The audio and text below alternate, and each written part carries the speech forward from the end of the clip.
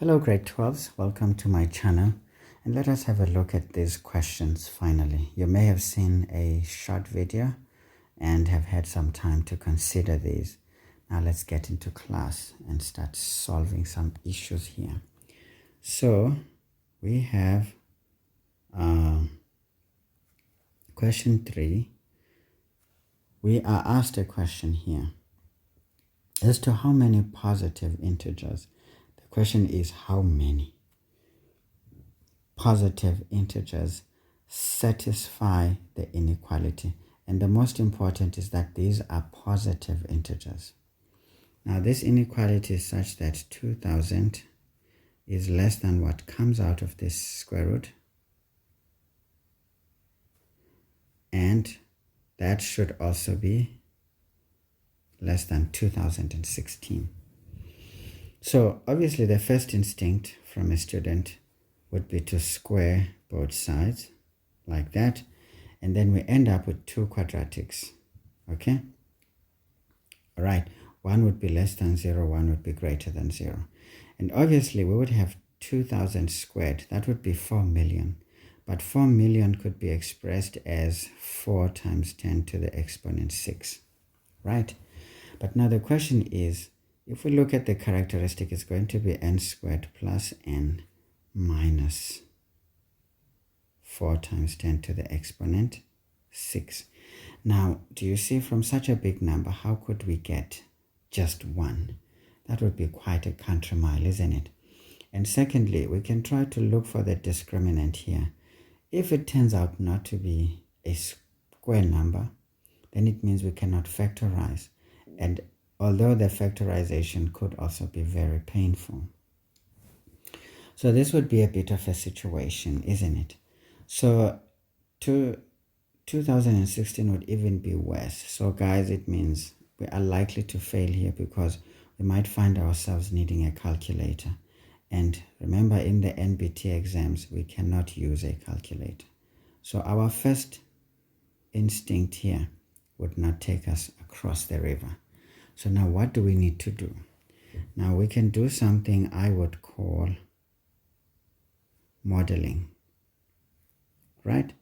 Remember, when we want to do research, we don't study the entire population. We just take a sample that represents the population. And from that sample, we can generalize our findings into the entire population. So this is something we want to do here because there's no way we can look at this directly and survive. Okay, so let's just model this thing and say, look, let's take a smaller model and say 2 less than the square root of n into n plus 1 to be less than 8. Let's just choose numbers that we can handle. Now, after we've done our model, what can we do? We have to try and err to see what that leads us to. Remember, if it exists, it can be applied. Now, we want to focus on our minimum value as well as our maximum values to try and figure out which direction must we take. Let's say, what if n is a value less than our minimum value? And of course, n being the element of integers, this would be 1. So what do we get from our radical? Our radical will give us something like this. This is going to be the square root of 2. Now, what is the nearest square number closer to 2? It's a 1. And the square root of 1 is 1. So this is going to be 1 comma some change, which is literally 1 plus 0 comma some change.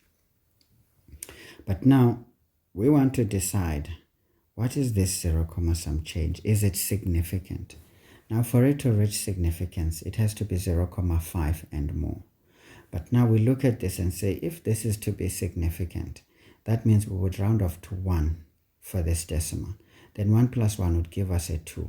Is it possible for a square root of 2 to be approximately 2? The answer is a hell no. So why? Because we know that essentially there's only one number whose square root is 100% of its number. That's 1. The square root of 1 is 1, and that would mean the square root is exactly 100% of its original value, or should we say of the value of 1. Okay, so essentially we are saying this is definitely less than 0.5, meaning it is not significant, so that the approximate value we get is 1. Yes, this is slightly more than 1, but it's not so far from 1. It is essentially 1. It is effectively 1, because the significance of the decimals is so small that we can even ignore it.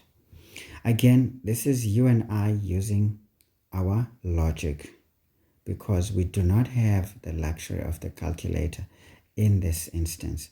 So we can attempt to,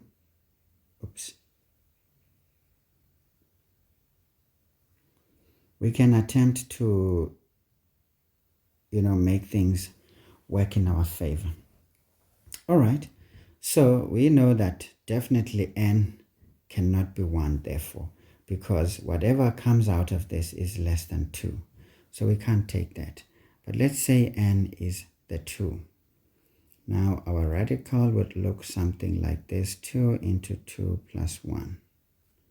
Now this is going to be equal to the square root of, this is 3 times 2, this is 6. Now what is the nearest square number less than 6? It's a 4. So the square root of 4 is 2. So this is going to be 2 comma some change, which is effectively 2 plus 0 comma whatever that is.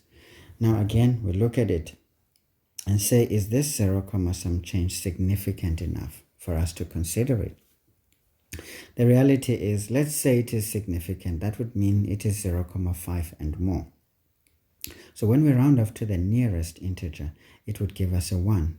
Now this is going to be 2 plus 1, which is a 3. Can the square root of 6 be approximately 50% of itself? The reality is not exactly. Why? Because there's only one number whose square root is exactly 50% of itself. That's a 4, because the square root of 4 is 2, and 2 is 50% of 4. So essentially, we can even see the trend that from 1, which is 100%, to 4, which is 50% in terms of its square root, then the square root keeps on dropping in terms of percentage to the parent number. So this would mean this is unlikely for this number to be significant. So this should be less than 0.5, so that our approximate value is 2.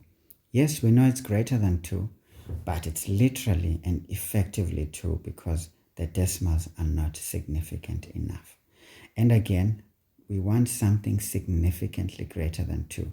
So this means n cannot be a 2. So this one fails the trial. All right, so now we want to try the last one and say, what about n equal to 8? It means our radical is going to be 8 into 8 plus 1. Okay? This is going to be the square root of, now we know this is 9 times 8. 9 times 8 is basically 72. Now what is the nearest square number less than 72? It's 64. And 64's square root is 8. So this would be 8 comma some change. Okay, which is effectively 8 plus 0 comma some change. Now the question again is this decimal right here significant enough for us to round off to the nearest integer? Now let's say it is significant, meaning it's 0.5 and more. When we take this to 1, it becomes a 1. So 8 plus 1 is a 9. But you realize that 9 is the square root of 81, not of 72. So that is not possible. So this means this number, this decimal, is not significant enough. So it has to be less than 0.5. So that approximately we are looking at 8. Yes, it's slightly more than 8, but the decimals are not significant. So we are literally at 8, roughly. So again, we want something significantly less than 8. And so this one doesn't work. It fails the test.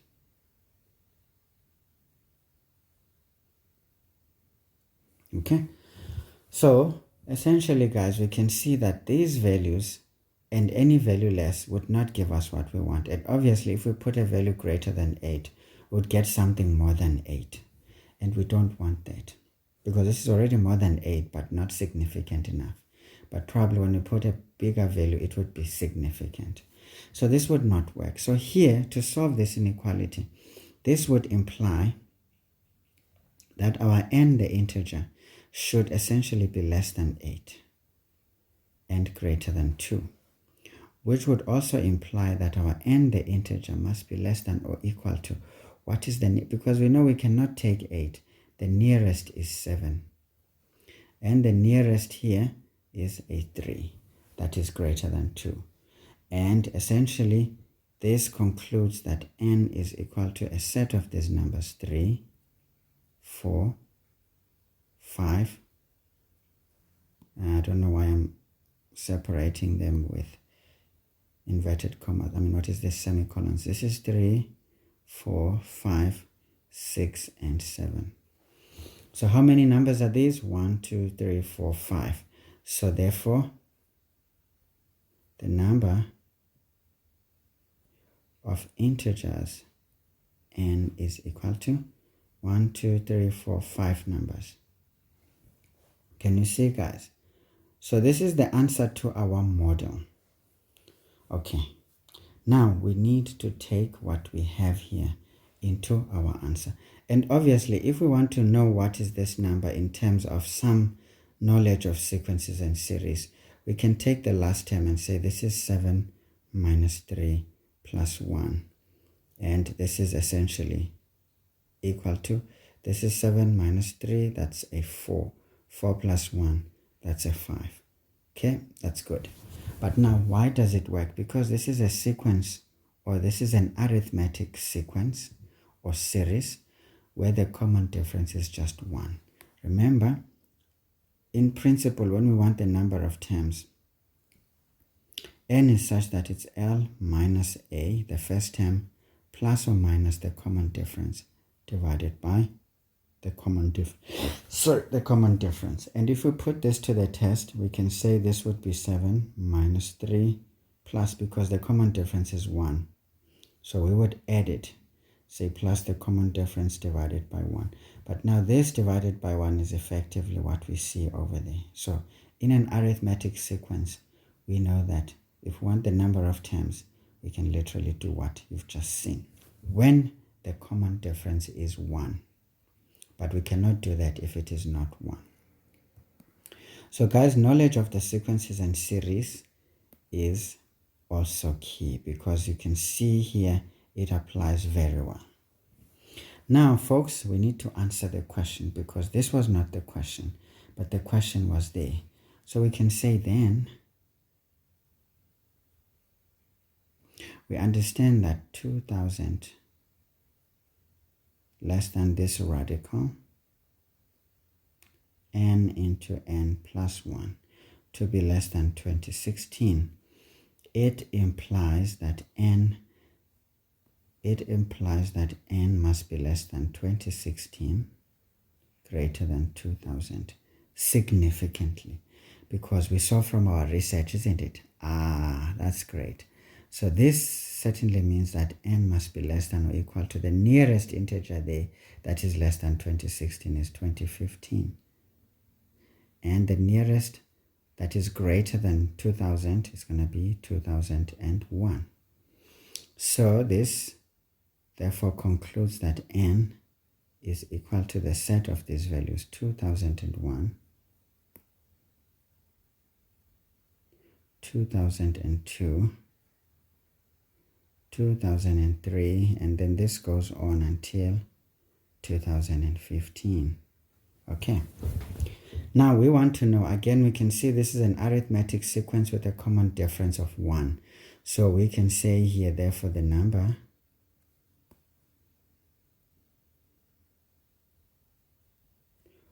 of integers n is going to be the last one, which is 2015, minus the first one, which is 2001, and then we add 1 to it. So 15 minus 1, that's 4, plus 1, that's 5. 1 minus 0 is 1, plus 0 is 1.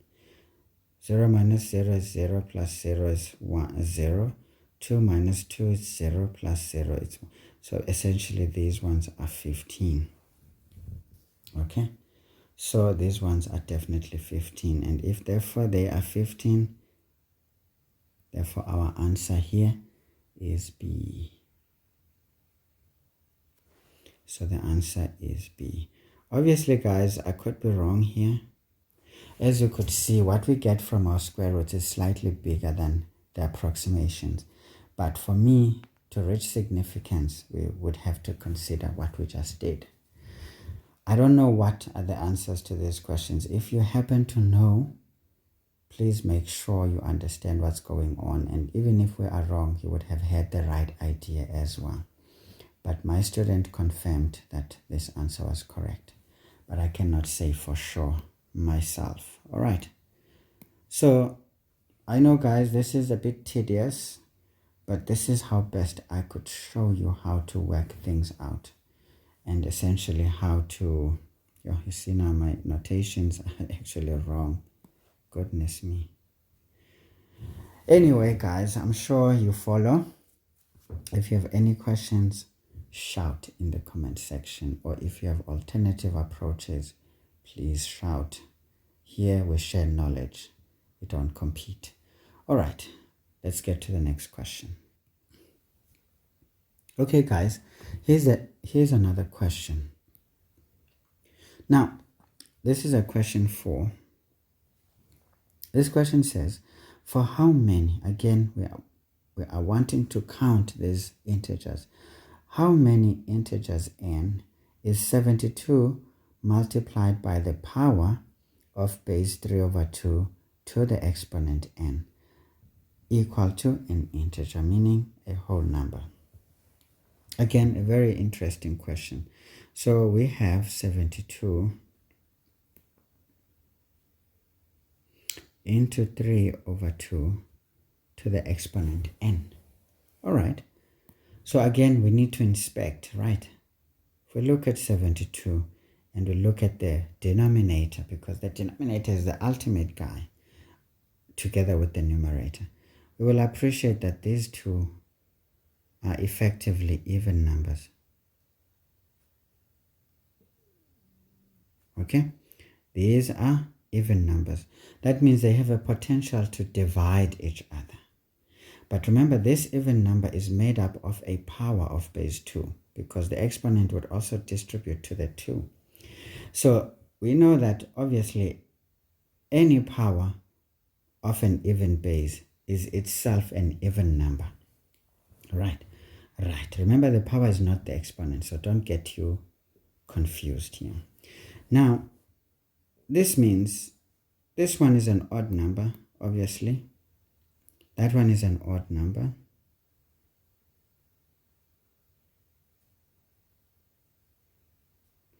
So now, that being an odd number, we don't really have to worry about it, because we know that the multiple of an even number to an odd number is always even.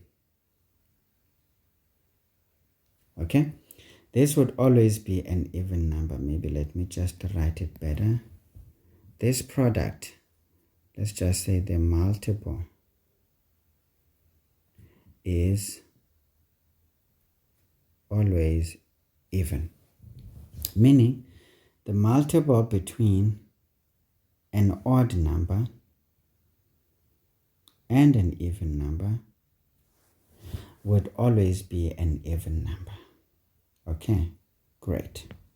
But the question is, can this even number that results from this give us a whole number? The problem is that whenever an even number multiplies into an odd number, even though this is going to be a power, remember, but a power of an odd base will always be an odd number. So this would be an even number multiplied by an odd number, which gives us an even number. But although that number is even, it cannot be purely be expressed as a power of base 2. And that would mean it would not divide a power of base 2 into a whole number. So this simply says our relationship to explore is between these two, because those two, meaning 72 has to divide the power of base 2 into a whole number so that we can get an integer. So we'll always be looking for that opportunity. All right, obviously guys, once we understand what we're dealing with, we are saying n is equal to essentially integers. So now what are integers? This could be 0, could be 1, could be 2, could be 3, and goes to positive infinity. Could be -1, could be -2, going to negative infinity. Now, in terms of the exponent, we seem limitless. Is that true? Well, we can try and say, what if we take these negative exponents all the way to negative infinity? What happens? Now remember, the exponents will affect the bracket. So we have 3 over 2. This is to the exponent -1 if we choose 1. What this does, it flips the fraction and the exponent carries a positive sign. Okay, but now we see that the power of base 2 is on the numerator, and an even number multiplied by an even number will always be even. But now it will never divide an odd number into a whole number. So this already means all negative exponents, since they flip this fraction so that the odd power is effectively in the denominator, then we can never have an even number dividing an odd number into a whole number. So this already says these guys are excluded. Okay, great. So at least we narrowed this down. Now can we go from 0 in this direction all the way to positive infinity? Let's find out. So obviously guys, we do trial and error, because if it exists, we can put it to use. Great. So let's assume n is 0. What happens? We will have 72 into 3 over 2 to the exponent 0. This would be equal to 72 into essentially 1, because any base to exponent 0 is 1. So the answer is an integer.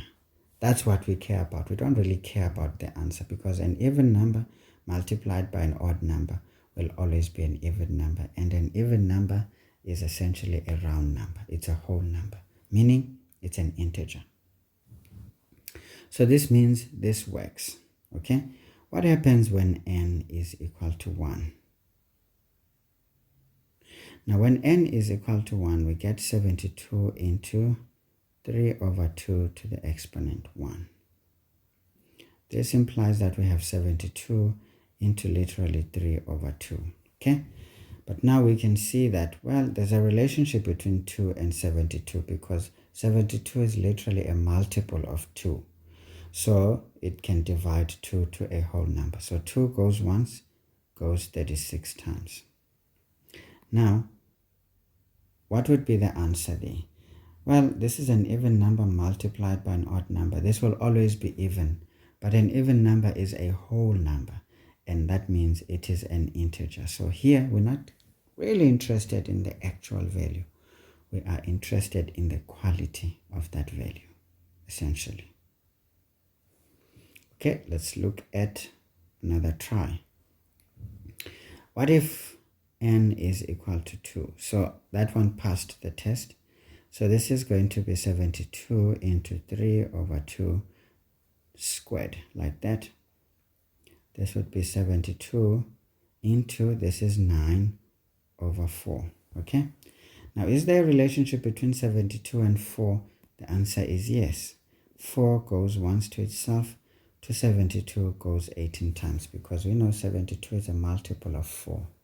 So that's good. And now what would be the answer here? Well, this is an even number multiplied by an odd number. It will always yield an even number, and an even number, it's a whole number. So essentially this would give us an integer. We're not interested in the size.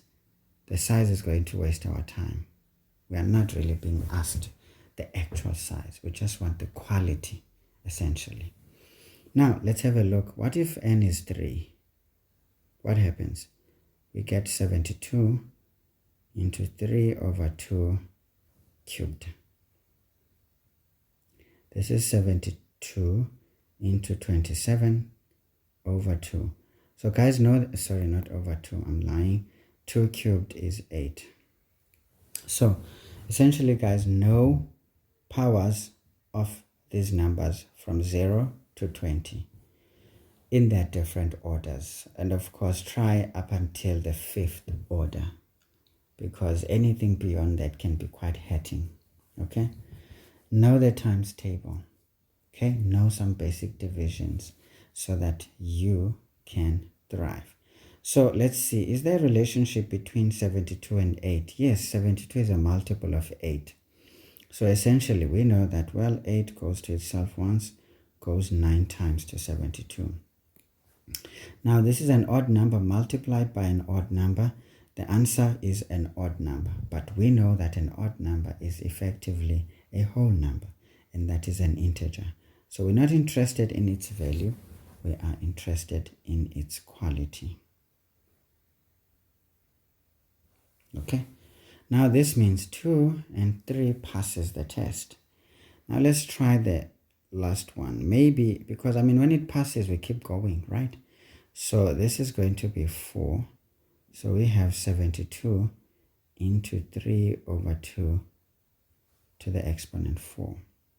This gives us a 72 into 3 to the exponent 4 is 81 over 2 to the exponent 4 is 16. Now, is 72 a multiple of 16? The answer is no, because 16 by 4 is 64, and by 5 is going to be 90 some change, right? I think it's going to be 96 or so. Let me see on my calculator, guys. Sometimes I icon. Yo, it's 80 actually. That was by more than that. Anyway, guys, you know the brain sometimes plays tricks. Long multiplication can work. So basically 72 cannot divide 16 into a whole number. But let's look at the highest common factor there. This is 8.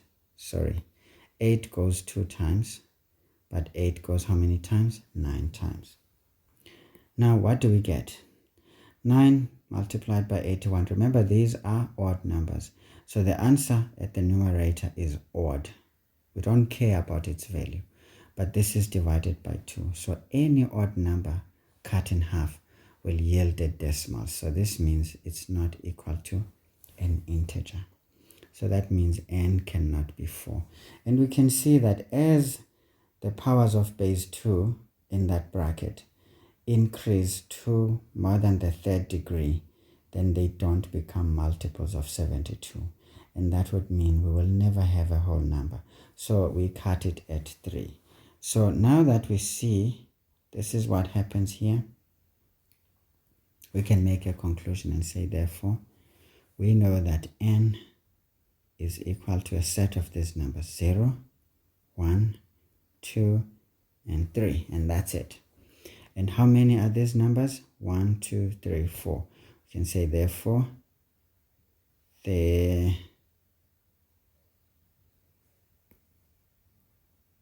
number of integers n is equal to 4. And therefore our answer is what? C.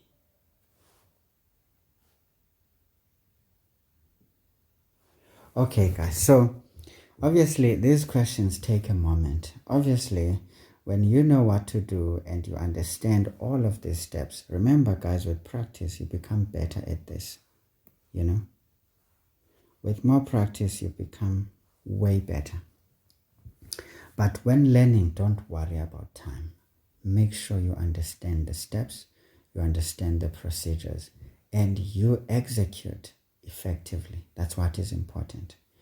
Otherwise, practice that is timed and provides less time for acquisition of knowledge and solidification of that knowledge and a proper organization so that it can be retrieved when the need arises, then that's ineffective studying, and that's a waste of time, literally. So be very careful when you are training. Take time, but when you are now preparing for an exam, you can speed up, because at the same time, you don't want to be too slow, right? You have to balance this. But remember, speed kills. Even when a fully prepared somebody, for example, take a good driver. A good driver who drives very fast crashes his car much sooner than a very good driver who drives reasonably. Okay. But again, you don't want to be slow, because then you're not going to reach your destination on time. So that is what is important, guys. Find the balance. Anyway, guys, I've given you some tricks and some tools on how to deal with some serious questions that are there to pick your brain a little bit. Now let's move on to the next question. Okay, guys, so we've got another question here. Question 10. I'm going to make this one the last. All right. Let's explore what is going on here. We are given that there are 2 classes in grade 8 of Central High School. There are P boys in class A. So we're given 2 classes. Class A, class B. All right. And essentially, we are told that P, oh, by the way, there's P boys here. And then there's Q boys. I don't know how to write the small letter Q. It always gives me grief. Okay, that is what we have. And then we are told that PQ, meaning P times Q, is an odd number. So we can say with P times Q equal to an odd number. This is such that P and Q are both odd numbers. Because we get a product that is an odd number when we multiply odd numbers together. So it means these 2 are both odd numbers. So this is a very important quality of these numbers to find out, because it will help us to solve the problem. We are also told that P is greater than Q. Okay, not a problem. So this implies that we have a situation where we've got class B, which is going to be P, followed by class A,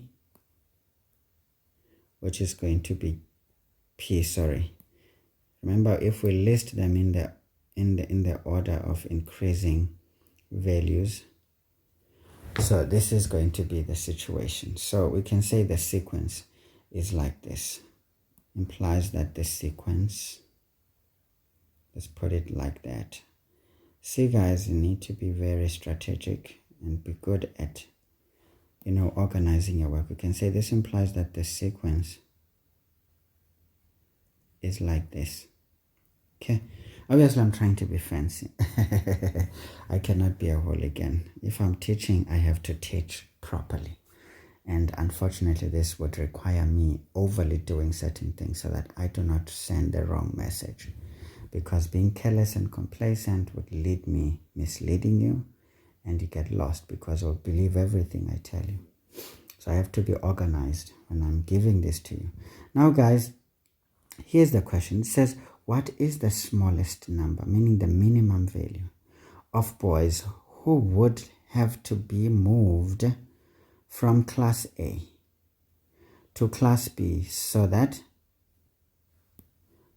we want to move them from A to class B so that class B contains more boys than class A. Okay, all right, okay. So guys, again, this is very technical. Because we cannot answer this question if we don't try and do some modeling. Again, this word comes back. Again, guys, this is nonsensical if you ask me. It's not something that is used in maths, or unless I don't know, but this is just me being stupid in a more progressive way, if you ask me. So now if we model this, guys, let's say this sequence of numbers is such that we've got, say, 1 and 3, okay? this could be a model. But let's consider even more and say, what if this is 3 and 9? Because remember, the distance between these odd numbers is not necessarily going to be 2, which is the common difference between all odd numbers. Because remember, the sequence of odd numbers, it's an arithmetic sequence with a common difference of 2. That's the original. But we can create any form of a sequence by spacing these numbers a bit more. So we just want to see, is it going to work even if we space them widely apart? Well, we will see. Now guys, you can see that essentially for these, now we first look for equality. For these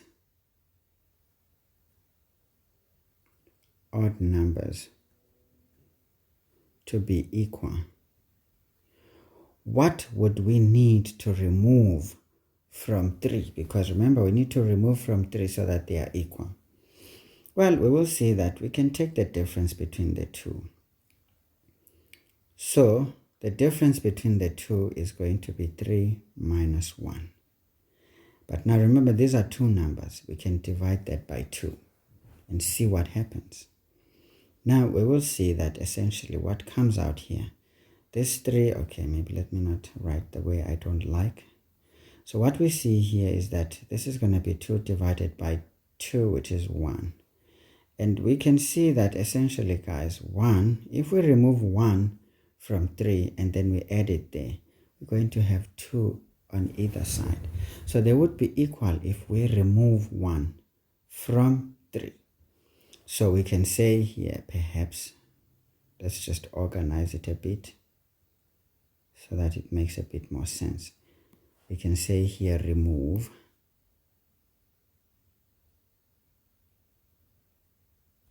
from 3 that situation. We will need to remove from 3 1. And that works. Can we do the same in this model? Well, in this other model, we can do the same and say 9 minus 3 divided by 2 would give us what? 9 minus 3 is 6. 6 divided by 2 is 3. So when we remove 3 from 9 and we add it there, we're going to have 6 and 6. So this works. So at least we know how much to remove so that they are equal. But then how about we want to remove more? If we want to remove more, we're going to add maybe 1 more because they are equal. So if we take 1 extra, then obviously this is what is going to happen. So we need to take 1 extra. So this would mean we can take away 4. This would mean we can take away 2. Obviously, if we take 2 from 3, it would give us 1. And we add it there, it's going to be essentially 3. So they switch around. And the same thing here. If we take 4 here, then we're going to have 5 left. And then we add that 4 here. This becomes 7. So this means this other one becomes bigger than the other in a way. So from our model, we can understand that, well, we need to take the difference between the numbers, divide by 2 and add 1. Because what would be the result is exactly the minimum value that we can take from the bigger so that the smaller becomes bigger than what was originally bigger. Interesting. So we can say then, from the model, we understand something. Then we can say for B to be greater, to have more boys than A, we would have to take from A in this manner. We would say just the value of A minus that at B. We divide this by 2 and then we add 1 because we want to take 1 extra. Because this equalizes the situation, but we want to take 1 more. So this is 1 over 1. Now using our concept of the LCM or the common denominator, this becomes a 2. 2 divided by 2 is 1. 1 times the numerator is P minus Q. plus, say 2 divided by 1, it's 2. 2 times the numerator is 2. So this works because we know that this is the situation that we did right there. So this is the answer, guys. So we can see here, therefore, that our answer here should be C. Okay. So that's how that situation is worked. Okay. Again, guys, using a bit of models helps a lot, because what is important is that if they're saying we need to take away, we need to find a way of taking away so that they are equal, then we need to take a little bit more so that they are not equal. And so this is how I would think through a situation like this. And you can see here that it takes understanding what is given, and it takes understanding as well the quality of what is given, so that one can manipulate it to suit the given condition. Alright guys, so I hope you enjoyed the video, and I will see you some other time. Goodbye.